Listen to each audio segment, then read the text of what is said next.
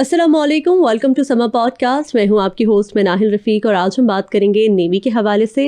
इस वक्त जो पाकिस्तान की सिचुएशन चल रही है, पाकिस्तान की मैरीटाइम एक्सपो भी हुई, तो इस वक्त पाकिस्तान की कोस्ट लाइंस हैं, पाकिस्तान की जो समुद्री सरहदें हैं वो कितनी महफूज हैं और किस तरह से उन्हें महफूज बनाया जा रहा है, वहाँ पर क्या क्या पोटेंशियल मौजूद है, इन तमाम तर चीज़ों पर बात करेंगे। हमारे साथ मौजूद हैं कमांडर रिटायर्ड फैसल शबीर साहब। Thank you so much sir for your time.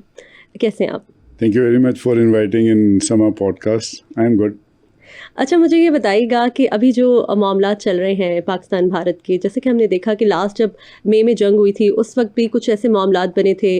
Pahalgam attack हुआ था इंडिया में, फॉल्स फ्लैग ऑपरेशन था वो, और पाकिस्तान में भी यहाँ पर ट्रेन में बलूचिस्तान में अटैक हुआ, जिसके बाद मामलात उस तरफ चले गए कि जंग शुरू हो गई बिला आखिर। अब भी हमने देखा कि रिसेंटली भारत में दिल्ली बॉम्ब ब्लास्ट का एक मामला हुआ है और उसका जो इल्ज़ाम था वो फ़िलहाल पाकिस्तान पर नहीं आया, लेकिन मामलात कुछ उसी तरफ जा रहे हैं, प्रॉब्लम्स क्रिएट हो रही हैं उधर भी यहाँ पर भी।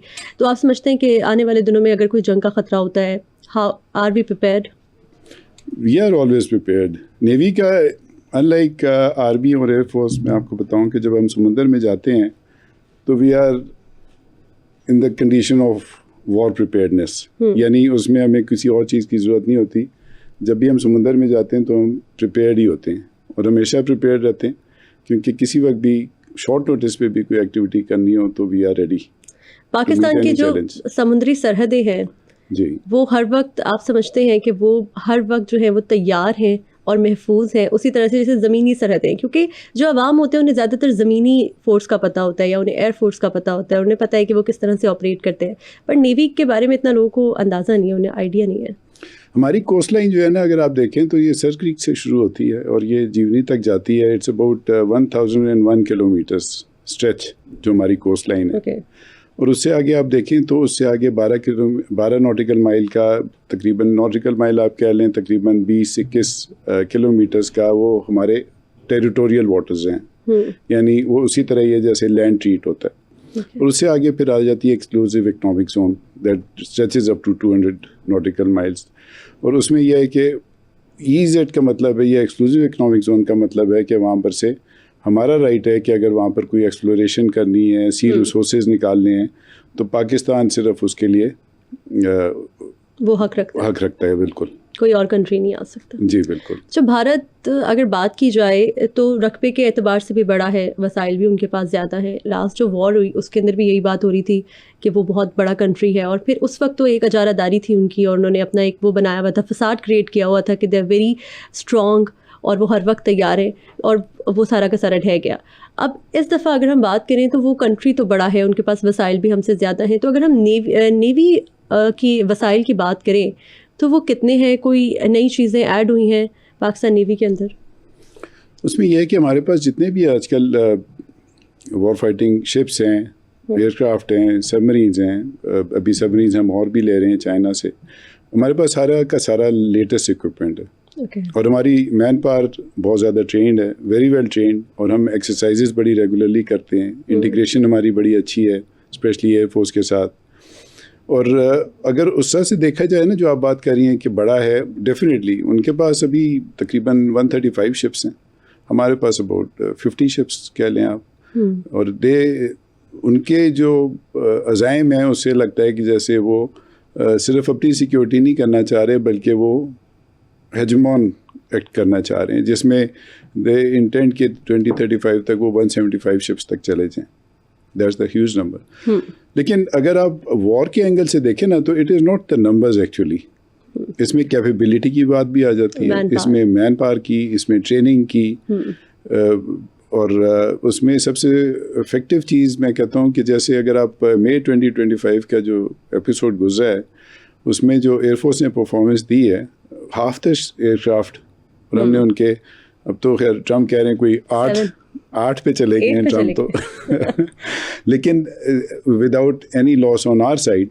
तो जबकि उनके तकरीबन 75-80 एयरक्राफ्ट थे, हमारे अबाउट 35-40 एयरक्राफ्ट थे, और हाफ का फ़र्क था, और हमने उनके इतने एयरक्राफ्ट, बल्कि कैलिब्रेटेड रिस्पॉन्स था कि हमने उधर जाके रोक दिया। उसकी बेसिक वजह ये होती है कि उतना ही करें जितना रिक्वायर्ड है, क्योंकि हमारे कभी भी जंगी अज़ाइम नहीं रहे, लेकिन हमारा ये इंश्योर करना होता है कि हम एक एक इंच की हिफाजत करें अपने मुल्क की। It's always the man behind the machine. Exactly, that's the point. तो उसमें बेशक वो शिप्स जितने मर्जी ले लें या जितनी चीज़ें कर लें, लेकिन जब तक उनकी उस पर ट्रेनिंग नहीं होगी, कैपेबिलिटी भी आ जाए, लेकिन कैपेबिलिटी यूज़ किस तरह करनी है, that is also very important. अच्छा, अगर हम बात करें ब्लू इकोनॉमी की, जैसे कि अभी आप बता रहे थे कि हमारी जो इकोनॉमी है, समंदर से वसाइल निकाले जा सकते हैं, पाकिस्तान में इसका इतना ज़्यादा रुझान नहीं है या शायद लोगों को पता नहीं है, और हम उससे उस तरीके से फ़ायदा क्यों नहीं उठा पा रहे जैसे दूसरे कंट्रीज़ ले सकते हैं?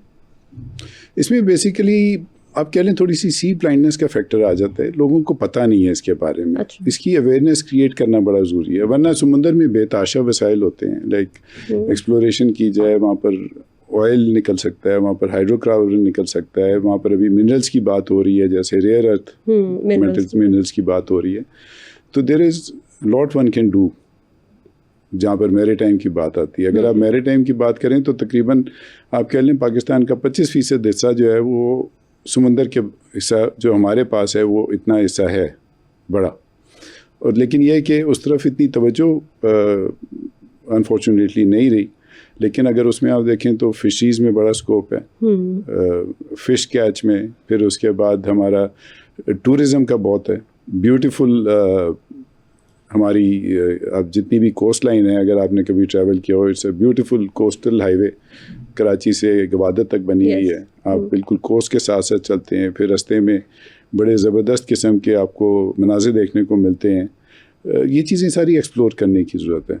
वहाँ पर अभी काम की ज़रूरत, काम की बहुत ज़्यादा ज़रूरत है, यानी टूरिज़म को वहाँ पर एक्सपेंड किया जा सकता है। सारे लोग जब भी छुट्टियाँ होती हैं वो कहते हैं नॉर्दर्न एरिया से आया जाए, लेकिन वो सारा साल खुला होता है coastal area, pristine beaches, beautiful areas, Ormara चले जाएं, गवादर चले जाएं, उसमें बहुत सारी जगह आती हैं जहाँ पर आपको मैन मेड नहीं बल्कि नेचुरल आपको इस तरह के डून्स मिलते हैं जो लगता है जैसे किसी ने कार्व किए हुए हों, स्फिंक्स की तरह। सी साइड टूरिज्म जो है, इसको किस तरीके से प्रमोट किया जा सकता है पाकिस्तान के अंदर? इसमें अभी ग्रेजुअली शुरू हुआ है थोड़ा काम, जैसे वहाँ पर अभी रिजॉर्ट्स बनने शुरू हुए हैं और लोगों का अभी ट्रैवलिंग उस साइड पे हुई है शुरू, लेकिन इसमें बहुत ज़्यादा अभी पोटेंशियल है कि लोग इन्वेस्टमेंट कर सकते हैं कि वहाँ पर कोस्टल टूरिज़म में कि जैसे सी रिजॉर्ट्स बनाए जा सकते हैं, बीच रिजॉर्ट्स बनाए जा सकते हैं all along the coast. So is it safe? It is safe, कोई मसला नहीं फॉर अ लेमैन? जी बिल्कुल, लोग जाते हैं, इट्स वेरी वेरी नॉर्मल। वो एक बना हुआ है ना दिमाग के अंदर के कुछ खास एरियाज हैं जहाँ तक पाकिस्तान में लोग ट्रैवल करते हैं, उसके बाद वो सोचते हैं कि यार पता नहीं इधर जाएँ ना जाएँ, पता नहीं हम वहाँ रुक सकेंगे या वहाँ पर हमें होटल्स मिलेंगे या नहीं मिलेंगे, नाइट स्टे हो सकता है नहीं हो सकता। नहीं, अब तो ये फैसिलिटीज़ काफ़ी आ गई हैं। अच्छा। उर्मारा में भी हैं, गवादर में भी हैं, गवादर में इवन पीसी बना हुआ है, यानी there are so many places in between also. अच्छा, गवादर के अलावा भी जा सकता है। गवादर के अलावा भी क्या कोई ऐसी पोर्ट्स हैं जो कि पाइपलाइन में हो या जो पाकिस्तान उसी तरीके से जैसे गवादर से फ़ायदा उठाया जा रहा है ऐसे उनसे उठाया जा सके पाकिस्तान में? पोटेंशियल है यहाँ पर, पसनी का है और जगहों का है जहाँ पर हम बना सकते हैं पोर्ट्स, लेकिन ये है कि with the passage of time इसमें टाइम लगेगा, लेकिन इंशाल्लाह डेवलप होंगी। अच्छा, आपके पर्सनल एक्सपीरियंसेस की अगर बात करें तो आपने इतना अरसा सर्व किया है नेवी में, how was your experience, how did you start, और अब जब आप अपनी सर्विस को ख़त्म कर चुके हैं, so how is it going? मैंने जब ज्वाइन की थी सर्विस तो इसमें बेसिकली शिप्स बड़ा फैसिनेट करते थे, समुंदर बड़ा फैसिनेट करता था, कभी देखा हुआ नहीं था इवन इन इस्लामाबाद। तो जैसे मेरे वाले साहब जो थे वो आर्मी में थे, भाई मेरे एयरफोर्स में थे, तो मैंने कहा मैं दूसरा कोई प्रोफेशन चूज़ करूं, लेकिन वो आर्म फोर्सेस में रहने का था, तो इस वजह से फिर मैंने कहा मैं नेवी ज्वाइन करता हूँ। अच्छा। और by far I still it's a nostalgia having spent so much time in the navy. समुंदर के एक अपनी लाइफ है, यानी अगर आप ट्रेनिंग की बात शुरू करें तो जैसे एयरफोर्स में आर्मी में ट्रेनिंग होती है, इसी तरह हमारी नेवल एकेडमी है मनोड़ा में। अच्छा। उसी तरह 2 साल की ट्रेनिंग है, उसके बाद हम फिर शिप्स पे आते हैं, फिर शिप्स पे ट्रेनिंग होती है और कंटिन्यूसली चलता रहता है। लोनलीनेस, सीक्रेसी, जब आप समंदर पे एक दफ़ा चले जाते हैं तो उसके साथ कैसे कोप किया जाता है? क्योंकि man is a social animal, तो आप अकेले इतना वक्त कहीं गुजार नहीं सकते जहाँ पे बहुत कम लोग हों, बहुत चंद एक लोग हों, वही रोज़ नज़र आ रहे हैं, बाकी सब ब्लू है, तो वो सब कैसे मैनेज किया जाता है? बड़ा अच्छा एक्सपीरियंस आता है। जैसे एक्सरसाइजेस पे जाते हैं हम काफ़ी लंबी ड्यूरेशन के लिए, फिर उसके बाद हम गुडविल क्रूजेस पे जाते हैं डिफरेंट कंट्रीज़ में, और उसमें यह है कि जितने ऑफिसर्स होते हैं, शिप्स कंपनी होती है, सेलर्स होते हैं, उनकी आपस में एक बॉन्डिंग हो जाती है। It's like a team. अच्छा। तो वो इतने काफ़ी लोग होते हैं, तो उसमें यह है कि हमारी इंटरेक्शन, गपशप, सब कुछ चलता रहता है, तो कभी फील नहीं होती लोनलीनेस। जब एक अरसे के बाद, जब आप लोग शिप के बाद लैंड को टच करते हैं, कैसी फीलिंग होती है वो? It's a good feeling naturally coming back to land. लेकिन उसमें यह है कि जब हम अगर जैसे मानसून के पीरियड में अगर पाकिस्तान की बात करें, Arabian sea, it's a very rough sea जब ऑपरेट करते हैं, यानी 35 डिग्री एंगल तक शिप्स जो हैं वो रोल कर रहे होते हैं या पिचिंग हो रही होती है, तो आप हर वक्त ही it's like a roller coaster ride के जैसे हर वक्त ही मूवमेंट होती है। जो आपने बात की ना कि जब लैंड पे आते हैं, तो लैंड पे आते हैं तो एक आध दिन तक ना लैंड भी उसी तरह ही हिल रहा होता है जैसे शिप हिल रहा होता है। अच्छा। यानी आपको सेटल होने में भी नहीं है कि आप वापस एक आध ज़मीन दिन, पर आ गए।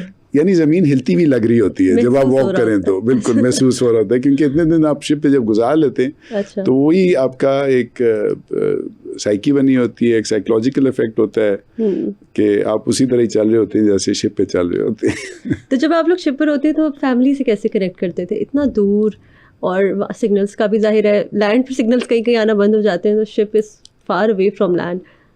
इमरजेंसी के सिस्टम्स तो होते हैं कि अगर इमरजेंसी हो, लेकिन वैसे नॉर्मली जैसे कहते हैं ना कि जब समुंदर में एक दफ़ा निकल गए तो यू आर डिसकनेक्टेड, तो यू सेटल डाउन के ठीक है, you are not connected and this is life. तो वो अपने आप को उस तरह से आप मोल्ड कर लेते हैं कि आपको फिर फील नहीं होता कि आप समंदर में। अच्छा, डिस्कनेक्ट होने की वजह से कोई ऐसा कभी वाक़या आपके साथ पेश आया हो, कुछ कोई ऐसी चीज़ जो आपके जहन में आज तक बैठी हुई हो, ताज़ा हो उसी तरीके से जब वो हुआ था? डिस्कनेक्ट की तो नहीं कहूँगा मैं, लेकिन यह है कि जब पोर्ट्स पे जाते थे तो वो बड़ा ज़बरदस्त एक्सपीरियंस होता था। स्पेशली अगर आप बात करें ना, जैसे हम लोग एक दफ़ा मॉरिशस गए। अच्छा। तो वहाँ पर जितने मुसलमान थे, मतलब इन हंड्रेड्स प्रॉब्ली और मे बी प्लस थाउजेंड्स में कह लें। अच्छा। कि वो इतने लोग पोर्ट पे हमें वेलकम करने के लिए जमा हो गए कि एक शिप के ना एक रास्ता होता है कि जिससे आप ज़मीन की तरफ आप जाते हैं, गैंगवे उसे कहते हैं, एक आप लगा देते हैं जैसे ऊपर नीचे। लेकिन वो इतने ज़्यादा लोग आ गए थे कि हमें 2 लगाने पड़े कि एक तरफ से लोग आ रहे थे, शिप पे घूम रहे थे, और दूसरी तरफ से निकल रहे थे, और लंबी क्यूज़ बनी हुई थी जहाँ तक नज़र जा रही थी मिलने के लिए। And they were inviting for dinner, for lunch, के उन गपशप हो जाए कि दे वर सेटल्ड देयर सिंस उनके अबाउट पार्टीशन से भी पहले के सेटल थे वहाँ पर। लेकिन वो मुसलमान होने की वजह से भी उनकी एक एसोसिएशन थी कि पाकिस्तान जैसे उनका अपना मुल्क है। दे वर सो हैप्पी। अच्छा, जब इस तरह दूसरे कंट्रीज़ में आप लोग जाते हैं, अब आजकल का सिनारियो थोड़ा डिफरेंट है, आपको पता लग जाता है, आप सोशल मीडिया पे देखते हैं तो आपको आइडिया हो जाता है कि कहाँ पे लाइकिंग है, कहाँ पर नहीं है। लेकिन उस दौर में ऐसा कुछ नहीं था, जब आप जाते थे तो आपको पता लगता था अच्छा ये लोग पाकिस्तानियों के बारे में क्या सोचते हैं। बिल्कुल, ये सरप्राइज होता है। तो वो कैसा लगता था आपको, किस तरह का रिस्पॉन्स आपको मिला? It was always wonderful. मतलब नेवी टू नेवी तो हमारी सबसे ही बड़ी अच्छी है कोऑर्डिनेशन, जितनी भी नेवीज़ हैं जिन मुल्कों में भी जाते हैं। लेकिन यह है कि पीपल टू पीपल भी बहुत ज़्यादा इंटरेक्शन होती है और बहुत ज़्यादा लोग खुश होते हैं जिधर भी जाते हैं। अगर ट्रेड की बात करें तो पाकिस्तान ट्रेड कर रहा है मुख्तलिफ ममालिक के साथ। अभी अफ़गानिस्तान के साथ बड़े मसाइल चल रहे हैं पाकिस्तान के, और वो लगातार इश्तियार अंगेज़ी उस तरफ से हुए जा रही है, और पाकिस्तान ने बड़ी दफ़ा उसको स्टॉप भी लगाया है, और अभी भी उसके साथ कोप कर रही हैं हमारी फोर्सेस। तो आप क्या समझते हैं कि मामलात आगे किस तरफ जाएंगे अफ़गानिस्तान और पाकिस्तान के स्पेसिफिकली? आई होप कि डायलॉग से चीज़ें सेटल होनी चाहिए और इंशाल्लाह होंगी।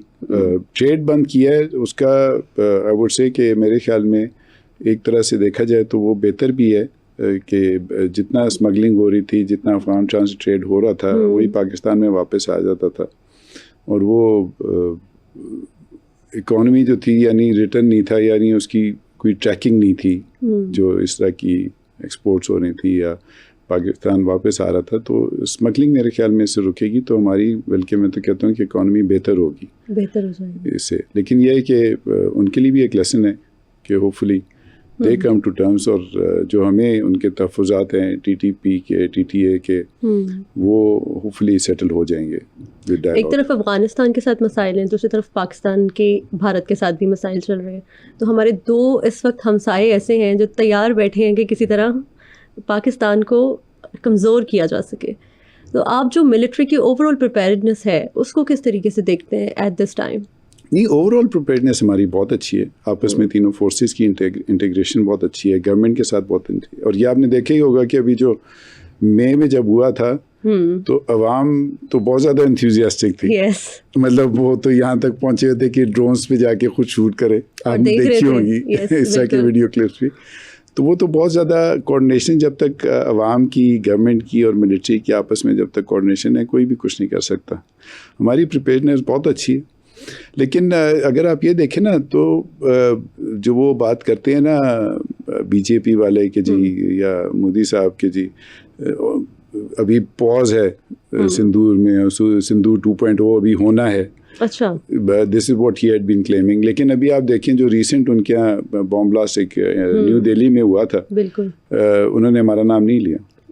This is an indicator. अगर आप देखें तो पैरेलल में एक इनकी एक्सरसाइज थ्रेशोल्ड चल रही थी ट्राई सर्विसेज की, काफ़ी बड़ी एक्सरसाइज उन्होंने की, और पैरेलल में बिहार में इलेक्शंस चल रहे थे।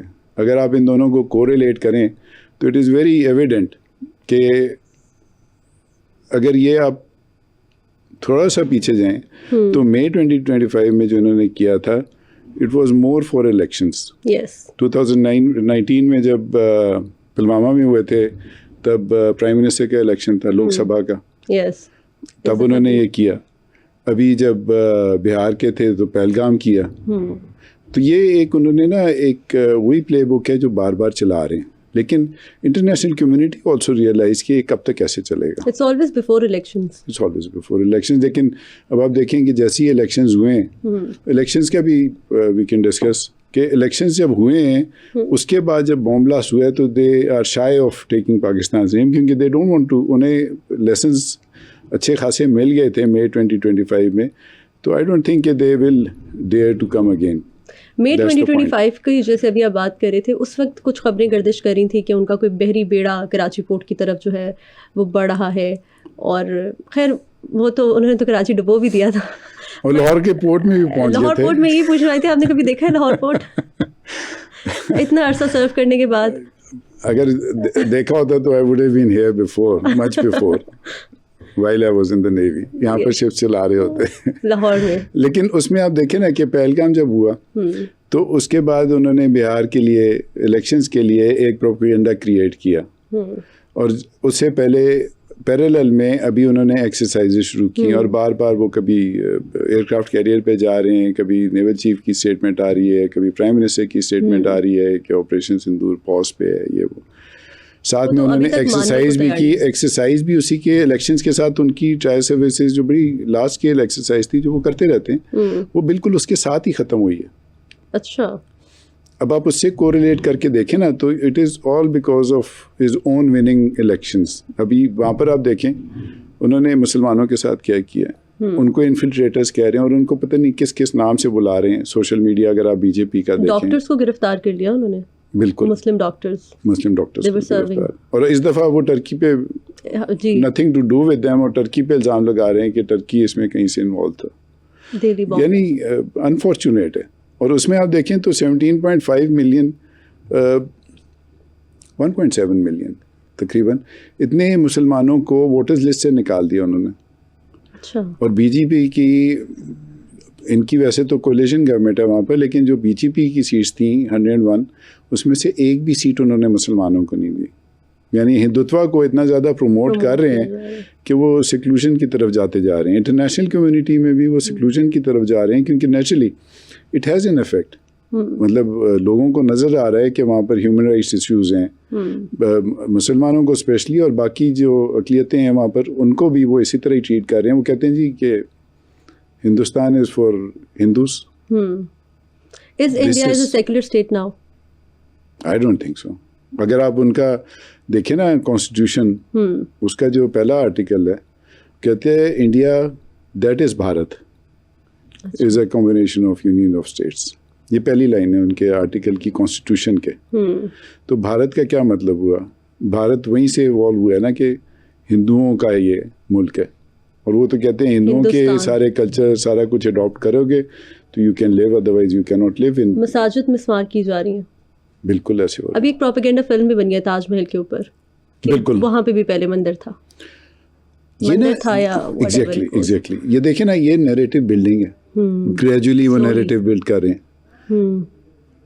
उसका कुछ हिस्ट्री में जिक्र नहीं है ताजमहल का, वो तो शाहजहां ने बनवाई थी। वो क्यों कोई मंदिर गिरा के और वहां पर ताजमहल बनाएगा? ताजमहल इज नॉट अ मस्जिद एनी, वैसे भी हम ये भी देखें तो ताजमहल तो मकबरा है ना, उसकी वाइफ के लिए बनवाया था उसने।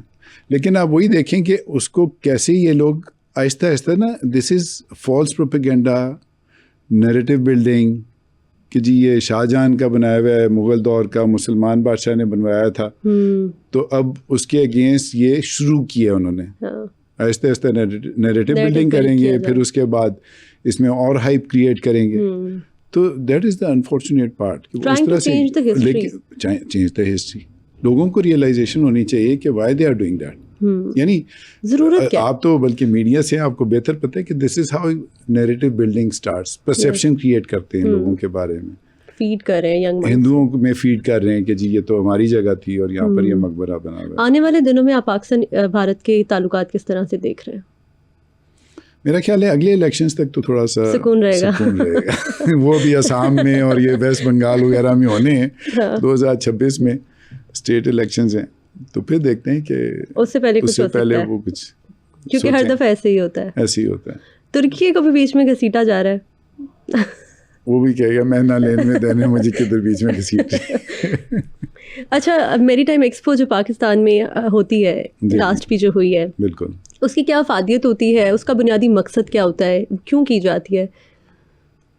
इसमें एक तो सबसे बड़ी बात यह है कि मैरीटाइम अवेयरनेस क्रिएट होती है, लोगों को पता चलता है कि मैरीटाइम फील्ड में क्या क्या चीज़ें आ रही हैं, क्या क्या काम हो रहे हैं। उसमें जैसे एक्सपो में काफ़ी सारे मुल्कों ने पार्टिसिपेट किया, उसमें नई जो इसमें टेक्नोलॉजी में डेवलपमेंट्स हैं उनको वो लेके आते हैं, वहाँ पर आपस में बिजनेस उनकी डील्स होती हैं, और उससे यह है कि लोगों को पता चलता है कि मैरीटाइम फील्ड भी एक है, आम आवाम के लिए मैं बात कर रहा हूँ, उनको पता चलता है कि इसमें भी बड़ा कुछ किया जा सकता है मैरीटाइम की फील्ड में।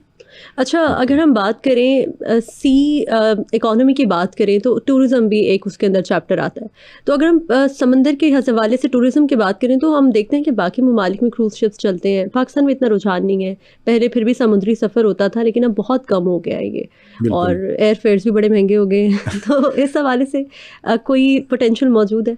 मैरीटाइम मिनिस्ट्री जो है, मिनिस्ट्री ऑफ मैरीटाइम अफेयर्स, वो इस चीज़ में काफ़ी आगे बढ़ी है, और अभी होपफुली सुनने में आ रहा है कि अभी ये क्रूज़ शिप्स का शुरू कर रहे हैं, यहाँ से गवादर कराची से, और फिर वहाँ से आगे चाबहार तक। बिल्कुल, मे बी आगे चल के दुबई भी उसमें ऐड हो जाए। तो इस तरह से अभी शुरू तो करने लगे हैं, तो इंशाल्लाह देखें। पहले तो लोग हज और उम्रे पे भी जाते थे समुद्री रास्तों से, वो तो इकोनॉमिकल बड़ा पड़ता था ना, और लेकिन उस ज़माने में लोग सफ़र भी इतना कर लेते थे। लेकिन अब तो ये है कि वो टेक्नोलॉजी आ गई, एयरक्राफ्ट आ गए, टाइम की कमी है, तो वो सारे एस्पेक्ट्स आ गए, तो अब तो इट्स मोस्टली बाय एयर। अच्छा, जो लोग अभी भी समंदर से सफ़र करते हैं, तो वो पायरेट्स का एक, वो हम मूवीज़ में देखते हैं कि वो भी एक फैक्टर है जो मौजूद है। तो डू पायरेट्स एग्जिस्ट? क्या वो होते हैं? क्या समुद्री सफ़र उतना ही सेफ होता है? They do. जैसे ये सोमालिया वगैरह की तरफ काफ़ी पायरेसी थी, जिसमें हमारे कोलिजन टास्क फोर्सेज हैं, जिसमें हम लोग एक्टिवली पार्टिसिपेट करते हैं, बल्कि कमांड भी किया हमने 11 दफ़ा मेरे ख्याल में। अच्छा, कोलिजन टास्क फोर्स की बेस्ड इन बहरीन, और ये पायरेट्स के अगेंस्ट ही हम ऑपरेट करते हैं। लेकिन अल्हम्दुलिल्लाह पाकिस्तानी कोस्ट पे it is safe because of Pakistan navy vigilance रखते हैं, सी लाइंस ऑफ कम्युनिकेशन हर वक्त खुली रहती हैं। इस तरह के वाक़यात हमारी कोस्ट लाइन पे बिल्कुल भी नहीं होते। फिर हमारी पाकिस्तान मैरीटाइम सिक्योरिटी एजेंसी है, अच्छा, that is mainly operated by navy, और उसमें हम लोग बहुत ज़्यादा मेक श्योर करते हैं, विजिलेंट होते हैं कि कोई इस तरह की एक्टिविटी ना हो। यानी आप कह लें कि पायरेसी होगी, स्मगलिंग होगी, इन चीज़ों को बहुत हद तक हमने चीज़ों को कंट्रोल करके रखा हुआ है। आपने इतना अरसा शिप्स पे सर्व किया है, तो इस दौरान कभी इस तरह का कोई वाक़या पेश आया हो, कोई इस किस्म के पायरेसी वाला वाक़या पेश आया हो जिसके साथ आप लोगों ने कोप किया हो? पायरेसी वाला तो नहीं आया, लेकिन इस तरह की आप कह लें कि सस्पिशियस बोट्स को अच्छा। चेक रखना, इस तरह के काम तो करते रहे हैं। तो मैं इसमें आई वाज लकी, मैंने राजशाही कमांड की है, PNS राजशाही, इट्स अ गन बोट। अच्छा। और इसकी भी पूरी एक हिस्ट्री है। यानी आप देखें कि मैं उनको खराज तहसीन पेश करता हूँ। जो 71 में जब डिबेकल हुआ था, तो राजशाही के जो CO थे और ऑफिसर्स थे और जो सेलर्स थे, उन्होंने डिसाइड किया कि हमने सरेंडर नहीं करना। और डिस्पाइट के वहाँ पर बॉम्बिंग्स हो रही थी इंडियंस की तरफ से, सारा कुछ हो रहा था, लेकिन राजशाही छोटी सी बोट थी, गन बोट, लेकिन उसको लेके ये लोग वहाँ से निकल गए। डिस्पाइट काफ़ी अटैक्स उनके पास हुए, उनके ऊपर हुए, एयर अटैक्स हुए, लेकिन वो सेफली वहाँ से निकाल के ले आए। और वो फिर बोट 71 में 64 में कमीशन हुई थी। अच्छा। ईस्ट पाकिस्तान में उस वक्त, और फिर 71 में वो पाकिस्तान आ गई और अभी तक ऑपरेट कर रही है। अच्छा, और काम भी कर रही है। और मुझे फ़ख्र हासिल है कि मैंने उसकी कमांड की फिर बाद में आगे चल के। अच्छा, बिल्कुल। So how was the feeling? मतलब एक एसोसिएट हो गया ना एक वाकया उस बोट के साथ। बिल्कुल बिल्कुल। तो जब आपने उसकी कमांड संभाली, तो कैसा महसूस किया आपने उस वक्त? It was wonderful. मतलब एक होता है ना, एक हिस्टोरिकल पर्सपेक्टिव से अगर आप देखें तो ये तो बड़ी फ़ख्र की बात है कि इस तरह की बोट भी कमांड की। बिल्कुल। Thank you so much Faisal Shabir साहब, आपने हमें अपना टाइम दिया और अपने एक्सपीरियंसेस हमारे साथ शेयर किए। बहुत अच्छा लगा आपसे बात करके। So viewers, this is it for today. See you in the next one. अल्लाह हाफिज़।